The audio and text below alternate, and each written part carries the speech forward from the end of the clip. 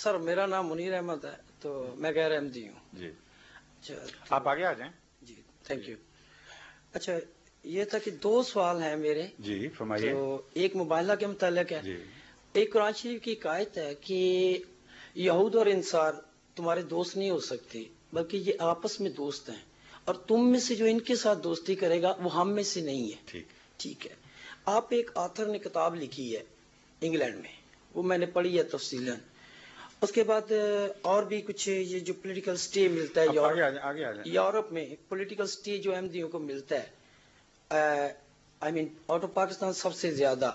تو یہ کوئی آپ کہہ سکتے ہیں کہ جو اعتراض کیا جاتا ہے کہ برٹش خاص طور پہ اور یورپ جو ہے وہ جنرلی مطلب کہ احمدیت کو ڈائریکٹلی اور انڈائریکٹلی سپورٹ کرتے ہیں. یہ ہے سوال. جی ہاں میں اس کا جواب دیتا ہوں. پہلا حصہ کیا تھا اس کا؟ وہ تو میں نے وہ قرآن شریف کی آیت پڑھ کے تو اس کے ریفرنس سے پہلے ان سے بات کریں نا، ان باتوں کو ختم کر کے پھر آگے اس پہ آتے ہیں. جی جی. کیا آیت آپ نے پڑھی تھی؟ کہ یہ یہود اور انصار آپس میں دوست ہیں. ہاں جی یہ آپس میں دوست صرف ایک ہی آیت ہے قرآن کریم کی یا اور بھی ہیں؟ نہیں آیتیں تو ہیں. ہاں تو پھر اس مضمون پر جب تک دوسری آیتیں نہ ہوں اس وقت تک اس کا غلط پیغام مل جائے گا لوگوں کو. قرآن کریم نے یہ بھی فرمایا کہ یہود اور نصارہ میں جو تمہارے سب سے قریب ہیں وہ نصارہ ہیں، اور یہ بھی فرمایا کہ اللہ تعالیٰ ان سے جو تم لوگوں سے اچھے ہیں، جنہوں نے تم پر ظلم نہیں کیا، ان سے حسن سلوک سے تمہیں منع نہیں فرماتا. قرآن کریم نے یہ بھی فرمایا کہ ان سے منع کرتا ہے جو تم سے دشمنی ظاہر کر چکے ہیں، اور جو تم سے حسن سلوک کرتے ہیں ہرگز ان سے حسن سلوک سے منع نہیں فرماتا. تو یہ ساری آیتیں اکٹھے پڑھیں تو پھر پیغام ملے گا نا، یک طرفہ پیغام تو نہیں مل سکتا. دوسری بات یہ ہے کہ آن حضرت صلی اللہ علیہ وآلہ وسلم کا اپنا کردار کیا تھا. کیا آپ جب طائف سے لوٹے ہیں تو ایک عرب سردار جو مشرک تھا اس کی پناہ میں نہیں آئے؟ کیا ابو طالب کی پناہ میں نہیں رہے، جن کے مومن ہونے کا کوئی ثبوت کہیں نہیں ملتا؟ کیا دوسرے صحابہ، بعض دوسرے مشرکوں کی جو نسبتاً شریف النفس تھے، ان کی پناہ میں رہ کر امن حاصل نہیں کیا کرتے تھے؟ میری بات سن لیجیے. یہ واقعات تاریخی ہیں جن کو آپ بدل نہیں سکتے. اس لیے وہ جو معاملہ ہے وہ بالکل اور نوعیت کا ہے. وہ یہ ہے کہ جنگ کے دوران جب دشمن سے لڑائی ہوتی تھی تو بعض مسلمان اپنی دوستی کے بہانے یا دوستی کی وجہ سے غیروں سے اس طرح ملتے جلتے تھے کہ ان کو اسلام کی فوجی راز مل جایا کرتے تھے، اور اس کو اللہ تعالیٰ نے سخت ناپسندیدگی کی نظر سے دیکھا اور فرمایا کہ اگر تم ایسے تعلقات سے باز نہیں آؤ گے جس میں اسلام کو نقصان پہنچتا ہے تو پھر تمہارا خدا سے کوئی تعلق نہیں رہے گا. لیکن دوسروں سے حسن سلوک کا جہاں تک معاملہ ہے، آن حضرت صلی اللہ علیہ وآلہ وسلم کی ساری زندگی حسن سلوک میں صرف ہوئی ہے. عبداللہ بن ابی بن سلول سے بھی آپ نے حسن سلوک فرمایا. اس لیے ایک آیت پڑھ کر اس کا ایک نتیجہ نکال لینا جائز نہیں ہے. قرآن کا مزاج دیکھنا چاہیے، اور ملتی جلتی ساری آیتیں اب دیکھیں، ان پر غور کریں تو آپ کو سمجھ آئے گی کہ غیروں سے اچھے معاملات، حسن سلوک کا طریق نہ قرآن نے منع فرمایا نہ رسول اللہ علیہ وسلم کی اسوہ سے ثابت ہے. دشمن سے ایسی دوستی کہ اپنوں کے خلاف بات کرنا اور اپنے مفادات بھیج دینا، یہ بڑا بھیانک جرم ہے جس کی قرآن کریم نے سختی سے منائی کی ہے. اب جہاں تک یہاں یورپ میں احمدیوں کے پناہ لینے کا تعلق ہے، احمدی زیادہ پناہ لے رہے ہیں یا دوسرے غیر احمدی پاکستانی؟ کبھی آپ نے جائزہ لیا؟ نہیں، اسٹیٹسٹیکلی تو احمدی زیادہ لے رہے ہیں. نہیں، اسٹیٹسٹیکلی بالکل غلط آپ بات کہہ رہے ہیں. میری گزارش سن لیجیے. میں بیلجیم گیا، وہاں کے جو چیف کمشنر تھے اس معاملے میں وہ مجھ سے ملنے آئے. اس وقت جو احمدی تھے میرے علم کے مطابق وہ 100 سے کم تھے یقیناً، جو واقعتاً تھے، اور اس نے مجھے کہا کہ ہم اس لیے احمدیوں کو پناہ دینے میں متردد ہیں کہ سینکڑوں ہیں جو یہاں پہنچ چکے ہیں، اور اگر ہم نے ان کے ساتھ اس نے سلوک کیا تو سارا پاکستان اڑ آئے گا۔ ان کو میں نے چیلنج کیا، میں نے کہا آپ جائزہ لے کے دیکھیں، اکثر ان میں غیر احمدی ہیں۔ انگلستان میں قوائف سے اعداد و شمار سے ثابت ہے، اور اب حکومت اس کو تسلیم کرتی ہے کہ اکثر پناہ لینے والے انگلستان میں غیر احمدی ہیں جنہوں نے احمدیت کے نام پر پناہ لی۔ سر اب تو تصدیق ہوتی ہے، جی آپ کی تو تصدیق ہوتی ہے کیا تصدیق؟ کہ پیچھے سے کہتے ہیں کہ اگر کسی نے احمدی کا کیس کرایا تو وہ کنفرمیشن احمدی کا کیس کرایا ہے، باوجود اس کے کوئی احمدی نہیں ہے، اور جب ہم ان کو کہتے ہیں کہ احمدی نہیں ہے پھر بھی اس کو پناہ دے دیتے ہیں۔ سمجھے؟ جی۔ وجہ کیا ہے کہ ان کے بعد اپنے اصول ہیں، ان اصولوں کے تابع وہ صرف مذہبی طور پر نہیں، ہر سیاسی پناہ لینے والے کو بھی پناہ دیتے ہیں۔ اب آپ دیکھیں کہ بے نظیر نے کہاں پناہ لی تھی جب پاکستان سے بھاگی تھی، نواز شریف نے کہاں پناہ لی تھی، مینگل صاحب نے کہاں پناہ لی تھی، مصطفیٰ کھر نے کہاں پناہ لی تھی، الطاف حسین نے کہاں پناہ لی ہوئی ہے؟ کیا یہ سارے احمدی ہیں؟ یہ تو سر وہی تو انگریز کا جو اس کے بیک گراؤنڈ ہے، ڈیوائڈ اینڈ رول، اس کے بیک گراؤنڈ میں تو دیکھ سکتے ہیں ہم اس کو۔ بس اب سوال کو ادھر بکھیرے نہیں، اب تقوی سے، خدا کا خوفی سے کام لیں۔ آپ کے سوال کا جواب میں نے دے دیا ہے۔ انگریز ڈیوائڈ اور رول کرتا ہے، ہمیں کیوں نہیں ڈیوائڈ کر کے رول کر سکتا احمدیوں کو؟ باقی سب کو کرتا ہے، اس لیے کہ ہم اللہ تعالیٰ کے فضل سے تقوی کے ساتھ مسلح ہیں، اور کہیں بھی انگریز جماعت احمدیہ کو ڈیوائڈ کر کے رول نہیں کر سکا۔ غیر احمدی مولویوں کو ڈیوائڈ کر دیتا ہے، ان کو رول بھی کرتا ہے، غیر احمدی عوام الناس کو ڈیوائڈ کرتا ہے، پاکستان کی حکومت کو ڈیوائڈ کرتا ہے، وہاں کی سیاست کو ڈیوائڈ کرتا ہے۔ تو جن کو کرتا ہے ان پر اعتراض کریں، نہ کہ ہم پر۔ ہمیں تو نہیں کر سکا۔ میں تو انگلستان میں بیٹھ کر وہیں انہی کے ٹیلی ویژن پر عیسائیت کے غلط ہونے، اس کا بے بنیاد ہونے، لغو ہونے کے متعلق آئے دن تقریریں کرتا ہوں، کھلے تبصرے کرتا ہوں، اس لیے کہ مجھے پتہ ہے کہ اس قوم میں جہاں فساد ہیں وہاں خوبیاں بھی ہیں۔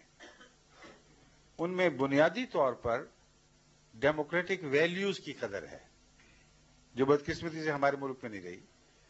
اس لیے اگر ان کے ملک میں قانون شکنی نہ کریں اور اصولی اور اخلاقی لحاظ سے آپ ان کی اوپر جیسے چاہے تنقید کریں، یہ ہاتھ نہیں ڈال سکتے۔ تو جو کسی میں خوبی ہو اس کو بھی تسلیم کرنا چاہیے، ہم اس سے فائدہ اٹھا رہے ہیں۔ لیکن ہمارے اسلام پر ان کی طرف سے کیا ضرب پڑی؟ اب آپ غور کیجئے، یہ سارے قصے آپ نے فرضی سن رکھے ہیں، بچپن سے آپ کے دل پہ اثر پڑ گیا ہے، لیکن کبھی آپ نے ہوش کی آنکھ کھول کر دیکھا ہے کہ اس الزام میں کوئی سچائی ہے بھی کہ نہیں، ہو بھی سکتی ہے کہ نہیں؟ میں آپ کو بتاتا ہوں، یہ جتنے مولوی ہمارے خلاف ہیں جو کہتے ہیں انگریز کا پٹھو ہیں، یہ حضرت عیسیٰ علیہ السلام کو زندہ مانتے ہیں کہ نہیں؟ مانتے ہیں؟ یہ مانتے ہیں کہ جب ان کو ضرورت پڑی تو اللہ نے ان کو آسمان پر اٹھا لیا؟ یہ مانتے ہیں کہ آسمان سے دوبارہ اتریں گے؟ قرآن کریم فرماتا ہے کہ جب یہ تجھ سے سوال کرتے ہیں کہ تو آسمان پر جا کے دکھا اور پھر اتر کے دکھا، تو ان کو کیا جواب دے؟ قل سبحان ربی هل كنت الا بشر رسولا۔ تو ان کو یہ جواب دے کہ میرا رب اس قسم کی لغو باتوں سے پاک ہے، میں تو صرف ایک بشر ہوں اور ایک رسول ہوں۔ یعنی بشر نہ آسمان پہ جا سکتا ہے، رسول نہ آسمان پر جا سکتا ہے، جس طرح یہ کہتے ہیں بدن سمیت، نہ آسمان سے اتر سکتا ہے۔ اگر حضرت عیسیٰ علیہ السلام آسمان پہ چڑھے ہوتے تو کیا یہ جواب درست تھا؟ جب رسول اللہ صلی اللہ علیہ وسلم سے سوال ہوا کہ آپ جب تک چڑھ کر نہ دکھائیں اور اتر کے نہ دکھائیں ہم نہیں مانیں گے، تو خدا نے کیا جواب دیا؟ تو ان سے کہہ دے میرا رب ایسی باتوں سے پاک ہے، میں تو ایک بشر ہوں صرف، اور رسول ہوں۔ یعنی بشر اور رسول نہ زندہ آسمان پر چڑھ سکتے ہیں نہ زندہ اتر سکتے ہیں، انکار ہے اس بات کا۔ اور اسی وجہ سے عیسائی مسلمانوں کے اوپر مسلسل حملے کرتے رہے اور ہندوستان میں کثرت کے ساتھ ان کو عیسائی بنایا کہ یہ آیت وہاں کے پادری پڑھا کرتے تھے. جب تک احمدیت نے آ کے مقابلہ نہیں کیا دندناتے پھرتے تھے عیسائی یہی آیت لے لے کے. کہتے تھے دیکھو محمد رسول اللہ تمہارے رسول بشر تھے اور رسول تھے ان کا ٹھیک ہے. قرآن کریم کہتا ہے بشر اور رسول آسمان پر نہیں چڑھ سکتے. بتاؤ عیسیٰ چڑھے ہیں کہ نہیں؟ وہ کہتے چڑھ گئے. اتریں گے کہ نہیں؟ اتریں گے. تو پھر وہ نہ بشر رہے نہ رسول رہے، وہ خدا کے بیٹے ہیں. یہ دلیلیں جو ان کے ہاتھوں میں تھمانے والے لوگ ہیں یہ غیر احمدی مولوی ہیں. انہوں نے عیسیٰ کو زندہ کر دیا ہے اور اس کے ساتھ عیسائیت زندہ ہو گئی. حضرت مسیح موعود علیہ السلام جن کو آپ انگریز کا پودا کہتے ہیں، آپ نے یہ اعلان کیا کہ عیسیٰ کو مرنے دو کیونکہ اسی میں اسلام کی زندگی ہے. اب دیکھیں انگریز کا یہ پودا ہوا کرتا ہے جو ان کی دین کی جڑیں کاٹ دے، جو ان کے خدا کی موت کا کھلم کھلا ان کی حکومت کے دوران اعلان کرے، اور مخالف مولویوں کو اس پہ اور بھی غصہ آئے. سب سے بڑے کفر کے فتح مسیح موعود علیہ السلام پر اس الزام میں لگے کہ آپ نے عیسیٰ کی زندگی کا انکار کر دیا. اور جو زندہ بنائے بیٹھے تھے آج تک انتظار کر رہے ہیں. تو انگریز کا پودا وہ ہے جو انگریزی خیالات ان کے عقائد کی تقویت دیتا ہے، اور ان کی حکومت کو تقویت دینے کے لیے سب سے زیادہ عیسائیت ان کے کام آئی تھی. یہ جو ساری دنیا میں اب غلام ملکوں میں عیسائیت پھیلاتے پھرتے ہیں، کیا آپ کا خیال ہے کہ ان کو واقعتاً ان کے سیاستدانوں کو عیسائیت سے محبت ہے؟ کچھ بھی نہیں. اکثر تو خود اپنی زندگی بے دینی کی حالت میں بسر کر رہے ہیں.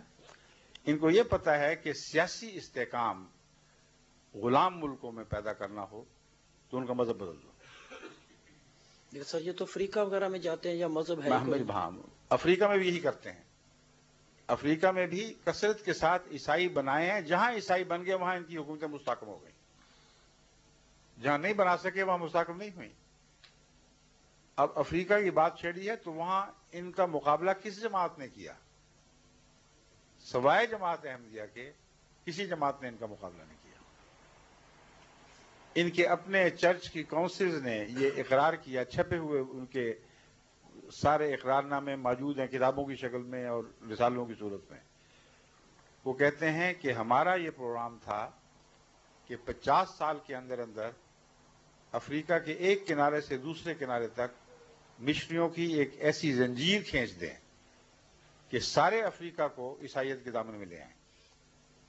لیکن ایک جماعت احمدیہ مسلم جماعت یہ اٹھی اور چند مبلغ لے کر انہوں نے وہ کام کیا کہ ہر جگہ عیسائیت کو شکست ہونی شروع ہوئی.